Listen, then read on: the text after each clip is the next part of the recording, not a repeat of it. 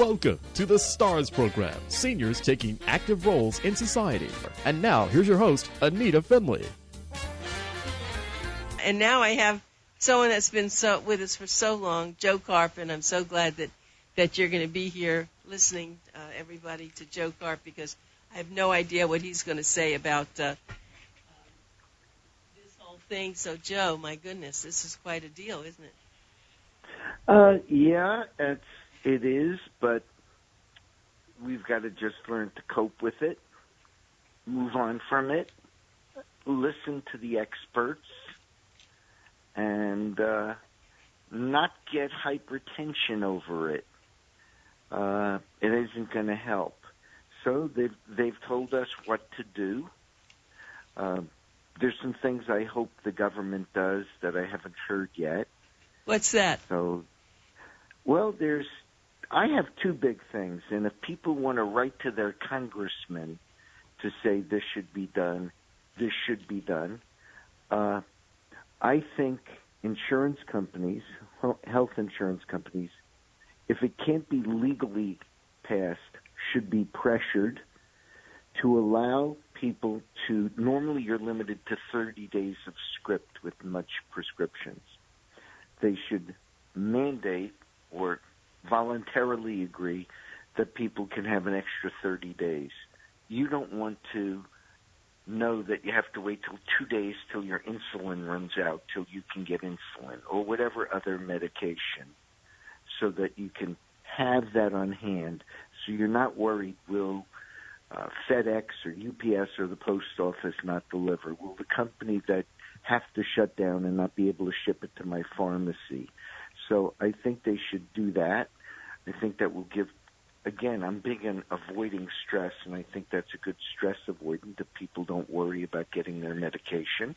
Yes. That they have it. I mean, there's a lot of things we have 90 days that are, and I understand maybe that it's still appropriate with narcotic drugs like Oxycontin that the people are going to have to wait. But most of the people are taking meds that are necessary for their health versus the pain relievers. And I'm not mitigating or minimizing pain and the importance of pain relievers for people who suffer pain.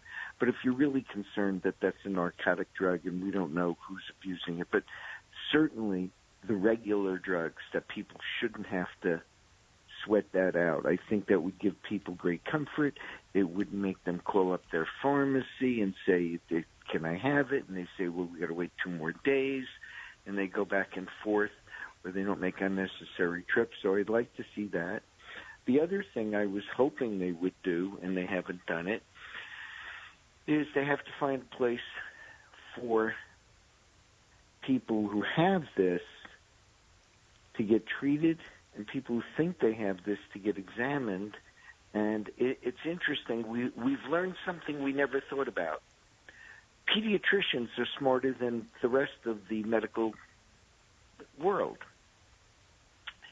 You take a kid to a pediatrician, they have the well patient waiting area and the sick patient waiting area, so that the kid who's coughing, sneezing, and running his nose is with the kids who are sick, and the kids who are coming in for their vaccines or their checkups and stuff like that are in another section. We don't have that in hospitals. If you go into an emergency room right now and you have a heart attack and you're brought in there, or you have chest pains and you think you're having a heart attack, so they're not rushing you through on a gurney. But if you're having a health episode that's unrelated to this, you're with the guy next to you coughing up his lungs and he doesn't know what he's got. I think for people who want to be tested for and should be tested for the coronavirus, that there should be places for them to go. And for me, there's an easy solution, because you can do this not conveniently like right down the block, but there are a ton of cruise ships that ain't being used.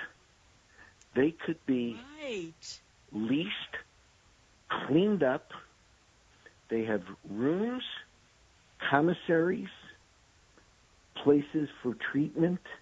They're built for that. And you could plant those in a bunch of places around this country. Staffing is going to be a problem no matter what you do.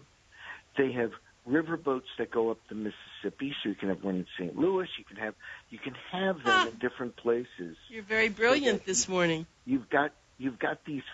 I try all the time. Sometimes I get good at it. Right. So, but you have the ability to. So, we can't have one as you have 10 hospitals in Broward and 15 hospitals in Miami-Dade and a dozen in Palm Beach County. But you could have one of these planted somewhere in Fort Lauderdale so that people could go there and be treated, examined, tested, or, just to help facilitate the treatment of these patients, because you don't want them going into the hospital because there are people who are going into hospitals that are taking chemo, they're in radiation, they're very vulnerable, they have COPD, they don't want to catch this thing because they had no choice, and we don't want to refuse people access to medical attention or care, because right now the golden rule is, don't get to the hospital until you're on your last leg. Stay home and do what you can. Well, if you have COPD, you can't take that risk comfortably. If you're starting to have some respiratory issues, and it just may be that for many of the people, it's not going to be the coronavirus. It's going to be the stress, their high blood pressure, over worrying about the cough that you used to ignore, right? We all cough a lot during the day. Right. We sort of took it for granted. Sure. I ate a piece of bread, it dried my throat, whatever. So there's going to be a lot of people who are going to be nervous wrecks, and we should have the ability to have them tested. That'll calm them down. I understand the shortage of tests, but that's a separate story I can talk about. I need to tell everybody, wait a minute. I think I started off with you without. This is Joseph Karp. He's our elder law attorney, and I'm sorry I jumped into this so quickly. I didn't introduce him, which I have to do that, and I just love this guy so much. I love what he does. I love his wife, Debbie. They're just first class people, as well as he is such a fantastic lawyer. But let me give you his website, because I know you'll want to talk with him if you're looking for, especially now you're thinking a lot about your family and what you should have done and you probably didn't do with your wills and trust. Go to karplaw.com, KARPLAW.com. Great website. Go ahead, continue, but I had to do that, Joe. I didn't want people to forget you. This sort of gets to what, so that's the stuff I'm thinking they should do now, because we can't build the 100,000-bed hospital that they built in China in 2 weeks. But we've got the boats. They're there. Yep. And they can be cleaned, and they've got rooms, and you can keep people private. And, the government's going to have to spend some money to take care of its residents. And that's a selected word particularly. Very, very good advice. That's unique to think about that. And I'm sure, though, people are nervous even about getting on those ships, even if it's for some other purpose. Oh, yeah, the cruise lines would be blessing it. They would love to be able to get out of their stuff, because nobody's going to take a cruise right now, because, or they shouldn't. So, if the cruise lines are being paid, that'll be cool. This whole thing leads to what I do for a living, by the way, and I don't do medicine. I'm an elder law attorney and an estate planning attorney. Plan is the operative word.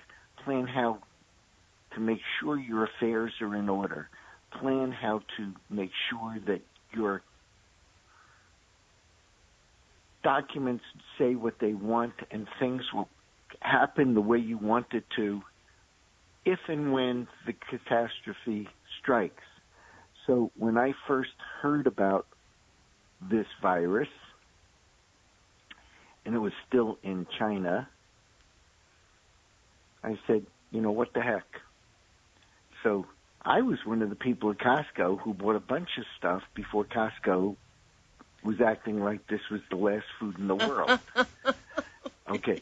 And what did I do? I looked at the dates of everything I bought. Yeah. And I bought stuff like canned goods, bags of 1 pound saffron rice, tuna, salmon, soups, a whole bunch of stuff that had significant shelf life. What was the shelf life I was looking for? Sufficient to cover me through hurricane season, and that I could donate it all to a food bank Thanksgiving time. Ah, that's so nice. So if I didn't need it, that's fine. It's going to a food bank. If I did need it, I didn't need it for this because I didn't anticipate this getting to this extreme. I'd have it for the hurricanes. Yeah, that's great. You're so good. So for when we get past this, boys and girls, my suggestion is that you recognize that stuff happens, and if you have not stocked up sufficiently, do it for the hurricanes soon as this is over, soon as the fear and the supply chain gets back into track. Get it and have it for the hurricanes. And if you don't need it, it won't be wasteful. Food banks would love that stuff. Some of the stuff, I bought salmon that's good till 2024, I think. But I'll give it to the food banks because I don't need to keep it all. So, and then I'll do it again next year. So just very smart. That was really nice, Joe, for you to do that, and it's so good too because, I don't really think we're going to be locked in our house for months. Do you at this point? No, I don't. Now, as you know, my seminars are listed in Boomer Times. Yes, and they're canceled. But we canceled those 2 weeks ago. Yes, because I said I wouldn't show up at a group setting with this thing going on. I'm going to stay away. Right. I said, I'm not going to do this. I'm not going to, and I'm also smart enough to know that I didn't want to spend the money to have a hotel be empty or run ads in the newspapers for something that I didn't want people to show up for anyway, so we canceled them. Yes, I mentioned that last week, too, on the show. We started, so if you see it in the Boomer Times, it's not a typo. That was a notification in February, everybody, what we plan to do at the end of March. We also have been working in my office for what I anticipated to happen, which is, I said, the first kid who passes gas in the Palm Beach County school system that smells a little funny, they're going to shut the schools down. But to me, that was a no-brainer. And I don't think that's a bad thing. I think that's a good cautionary item to do so that people aren't there. And I said I have staff who are not going to be able to come in if that happens. And we have been working on a plan for our staff that needs to work at home so that we can still stay operational. And the people who can come in will come in. We've been wiping after people come in. The door handles anybody touches a door handle, they have a Clorox wipe following them. We clean the tables and the armchairs after people leave so that we can still have meetings. We're telling people, if you're able, you don't have a fever, you don't have a cold, and you haven't been overseas, you're more than welcome to come in for your appointment. We have a strict policy with our staff that says, if you have come into contact with somebody who is sick, notice I didn't say who has COVID-19 or coronavirus, don't come in. Yeah, right. We have sick leave in place for all of our staff. We always have. They'll be paid. I've sent people home unrelated to this. You have a cold, you're going home. That's my policy. We've given you that so that you don't get everybody else sick, so our staff knows that. And we'll do a bunch of work as best as we can with our clients over the phone, so that this is for some people going to be a good opportunity. They're home. We'll have with our clients, we do 3-year reviews of their estate plan. We can do those over the phone. Yeah. We've been doing them over the phone for years with some people who don't want to come in. And who people are up north, right? No, they're here, but they don't feel like coming in. They just soon do it over the phone. And if they have to sign papers, they'll come in when they change it, because sometimes we can't coordinate something as well as they would like. Okay, we have a Tuesday they can't make it to, we have a doctor's appointment that day. We're only available a short window, but we can't drive to your office. Or my husband doesn't want to travel. So we do that all the time. I just talk to clients who I've been their attorney for years. The mother's going to need a nursing home and need Medicaid. The children aren't here. They're the ones handling it. We did the entire process over the phone. So we know how to deal with this stuff, because I'm a planner, and I tell people plan. Things happen that you don't prepare for, so you got to take the preparation that you can, okay? If you don't have a generator, don't buy 8 quarts of ice cream, because if you have a power failure during a hurricane, you've got 8 quarts of soup. So you plan what you shouldn't have as well as what you should have. Yeah. And if you don't have a generator, don't fill up your freezer with things that you think will be spoiled in 2 days or 3 days. So, but get your canned goods. There's just so much you can do, and we tell people to plan. We're gonna work on shooting webinars. We'll video them so people can see seminars online, so that they can still see them, learn, get educated. There's been the change in the IRA law. We're going to talk to our clients who have trusts that need to be changed that directly address IRAs. And we will do what we have to do to keep our staff safe, our clients safe, and take care of everybody that needs our help, and let them know they are not shut out. Yeah, that's very important. But we'll still have people come in. Right. We'll still have people come in. So, because we're going to keep the place safe, that's first. I always say safety and health first. I tell my employees, take care of your family first, because if you don't you're only at work to help your family and provide for them. So let me ask you a couple of questions here, Joe. First of all, do you think people should be going to the grocery stores? Because, they say they've closed a lot of the theaters, but aren't grocery stores also the same kind of a thing? I guess you're not sitting in a seat, but... There's a big difference. Necessity. Necessity is a big difference between the grocery store and the theater. So when you go to the grocery store, bring your own wipes, because the Publix I went into yesterday, the can of wipes they have by the door that people didn't used to use that much, that was stolen. Oh, no.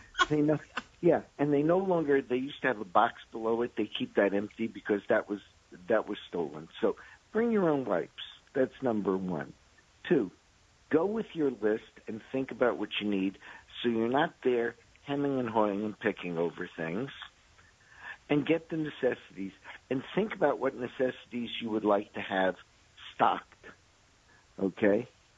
So I bought some dried fruit because I don't know that we'll get out to have some fresh fruit. And I spent more on the dried fruit that I would normally do because I decided they sell small bags of, like, dried apricots where there's 5 in a bag. Because even within my own family, I bought the individual box of raisins because I didn't want somebody sticking their hand, myself, my wife, my son, or a friend, sticking their hands in the raisin box, grabbing a handful of raisins. They had just wiped their mouths, didn't even know that they had before they did it, and stick it in the box. Right. So I'm making it as sanitized as I can so that we take care of ourselves. So yeah, if you got to go to the grocery store, go. My advice is go first thing in the morning because they stock their shelves at night. So if you're going to need groceries, go when they've got them on the shelves. Don't show up at 3:30 in the afternoon and think, oh, they're all out of toilet paper. Well, yeah, people are getting it, but some people don't show up at 7 o'clock when they open your supermarket. This is the hard act. Don't become the person you don't want to be. What do I mean by that? Don't take 86 rolls of toilet paper so nobody else can use them if you think that's really excessive and you're covering your butt, pardon me, through the hurricanes. That's a good one, right? Just get enough that gives you a security sense for a month, that you got enough of it for a month. You don't need enough of it for a year. Let your neighbors have some toilet paper. Don't clear the shelf of all the tuna fish. Unless there's 4 cans left or 12 cans left, whatever you want. Don't take them all so you're the hoarder. Don't become the selfish person. To the extent you are selfish, take care of yourself. That's important. Take care of your family. But just don't grab everything in sight. So you don't need everything. So I have to ask you a question. So are you saying, though, now during this crucial time we're having, your office is closed or it's open? No, we are physically open. Okay. We have not closed. We are open. We are going to see people as long as the people are healthy. Okay. We are going to see where staff is going to come in as long as they're healthy and they have the appropriate arrangements for their families. If things get more severe, we'll address it, but we are open. We're seeing clients. We're booked this week. We're booked next week, and we will be able to see people. If somebody in my office knows, if you've got a cold or your kid's got a cold or you've been caregiving for your mother and she's not doing well, don't come in. If you've come into contact with people who are sick, don't come in. We can work you from home, and we will play it entirely by ear. I expect we'll continue to be open throughout this, exercising caution and diligence. And we have to keep you well. That's the very big thing because we're like your doctor. Right. The doctor's office is going to be open. Right. Okay? And the doctor's office, unfortunately, has to come into contact with people who are sick. We're in better shape than they are. Yeah. Because we don't. So we're open. We're able to help our clients. We're able to help people who don't. Now, there are things we're not doing. And some of it we're not doing by choice and then became reality. I said we are no longer going to sign any documents in hospitals or nursing homes or assisted living. Okay. And now what? Guess what? They're keeping us out. Everybody stay well. Wear your seatbelt. Thank you, Joe. It's going to be an interesting ride. Yes. And Anita, yes, this is the first time in a long time that we haven't had breakfast that I have a good excuse. Okay, that's true. Not next month, though. We're going to have to work on that. Thank you, and good luck to all you and your family and your friends. Okay, and it's Thank you, Joe. Karp.com. Go read the website. Right. Bye-bye. Bye, Joe.